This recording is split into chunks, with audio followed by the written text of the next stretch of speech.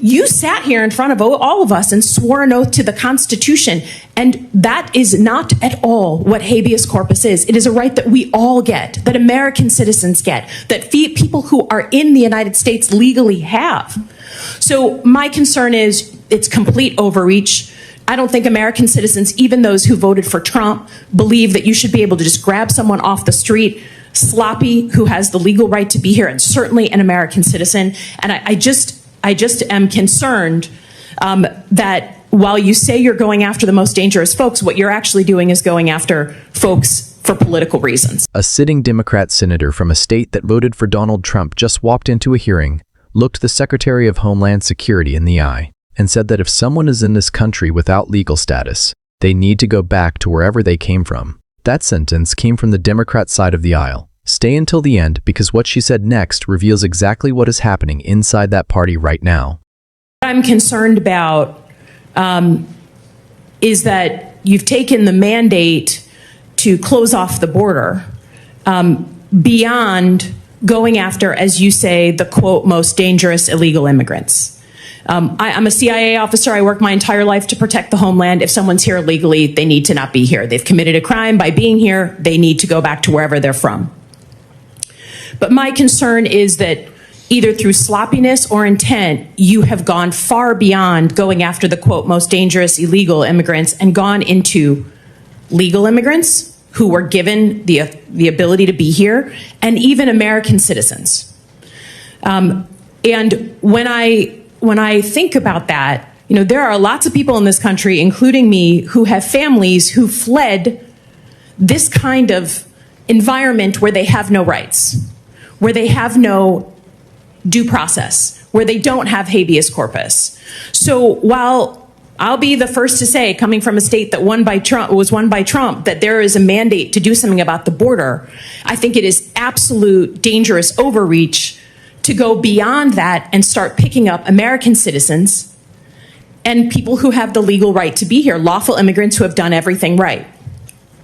So first and foremost, do you acknowledge that your department has made some mistakes, any mistakes, in going after either American citizens or legal immigrants here in the time that you've been in office?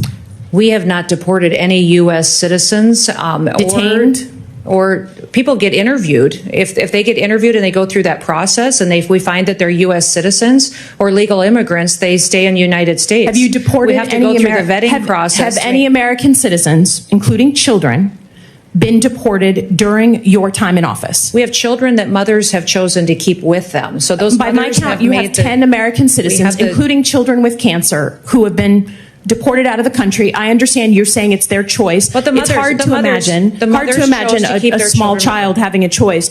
But have you gone after legal immigrants? Again, your standard in your opening statement was the most dangerous illegal immigrants. Does that include PhD students and master's students at colleges across the country, unarmed? Are they the most dangerous illegal when they have status and no weapons? I don't decide who gets status through a student program. The Department of State decides that, and we enforce it. Oh, come on. That's what our Department of Homeland Security does. I just would offer that, again, I have no qualms with going after folks who are here illegally. That is not my concern. That was part of my job, was to prevent people from coming here illegally in a former life.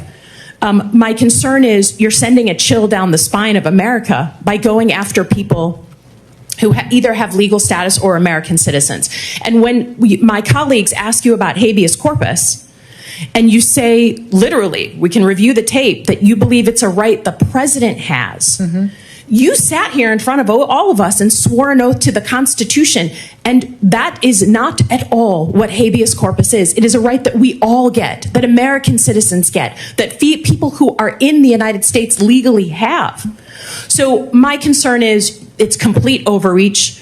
I don't think American citizens, even those who voted for Trump, believe that you should be able to just grab someone off the street, sloppy, who has the legal right to be here, and certainly an American citizen. And I just am concerned that while you say you're going after the most dangerous folks, what you're actually doing is going after folks for political reasons, right? A PhD absolutely student, not. a PhD student that's We are unarmed absolutely is not doing at the that. top And we're not of the deporting list. U.S. citizens, and we're not deporting Well, 10 people of them who have have been legal deported. status here. 10 American if citizens the children have have been gone deported. with their parents, it's because So their let me parents ask you wanted another them with question them. about cybersecurity. You know, you've cut $500 million from the budget. What specific programs are you cutting?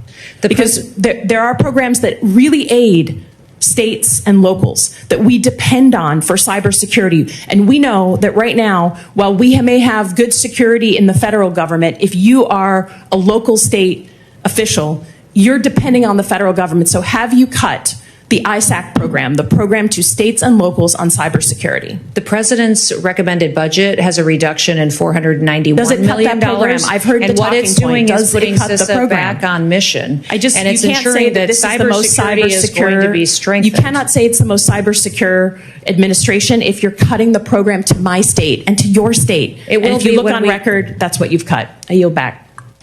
There are moments in political hearings that get remembered not for the fireworks, but for what quietly slips out when a politician is trying to walk a very narrow line. What happened between Senator Elissa Slotkin of Michigan and Secretary of Homeland Security Kristi Noem was one of those moments.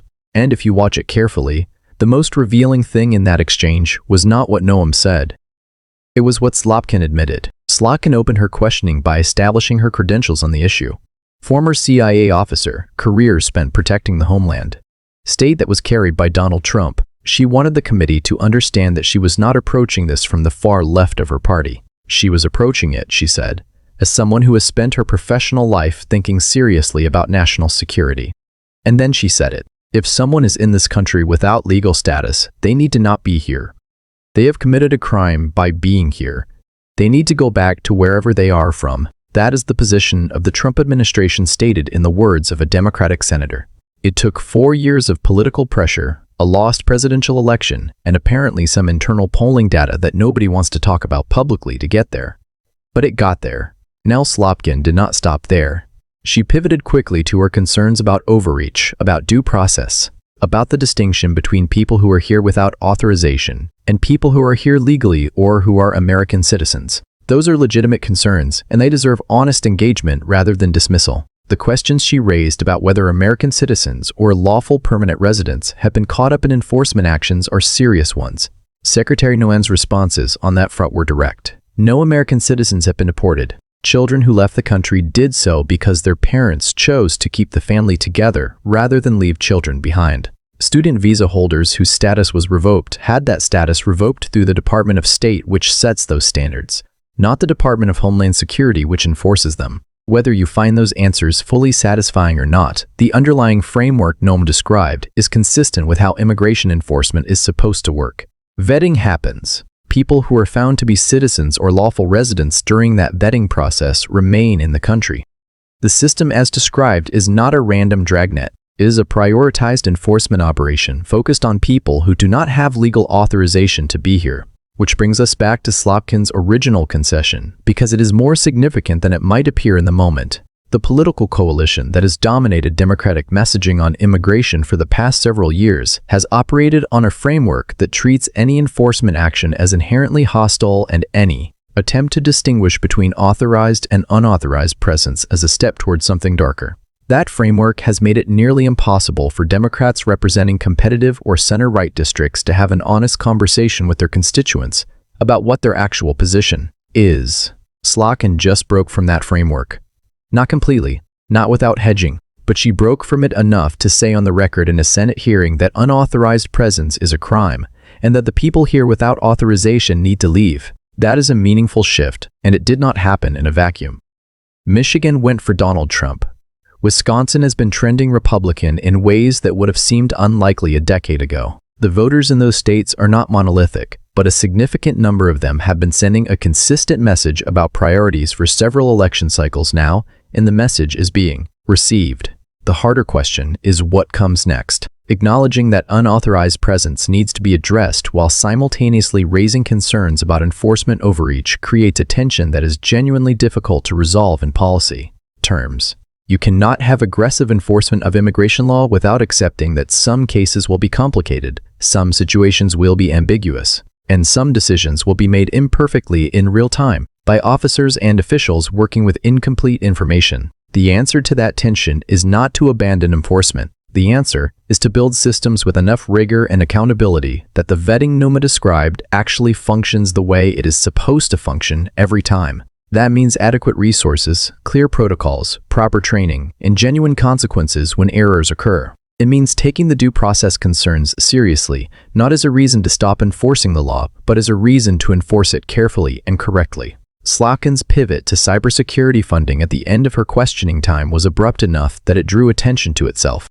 The budget reduction she referenced is a real policy dispute worth examining on its merits. But the timing of the pivot, coming immediately after the immigration exchange, suggested that she recognized she had reached the edge of the argument she came prepared to make and was ready to move on. What she left behind in that exchange is worth sitting with. A Democratic senator representing a Trump state just confirmed on camera that the foundational premise of the current administration's immigration enforcement posture is correct. People who are here without legal authorization should not be here, and the government has both the right and the responsibility to address that. Everything else in that hearing was a negotiation about how. And that is a negotiation that can actually produce results, because it starts from a shared premise rather than a fundamental disagreement about whether the problem is real. That shared premise did not exist publicly on the Democratic side of the aisle 4 years ago.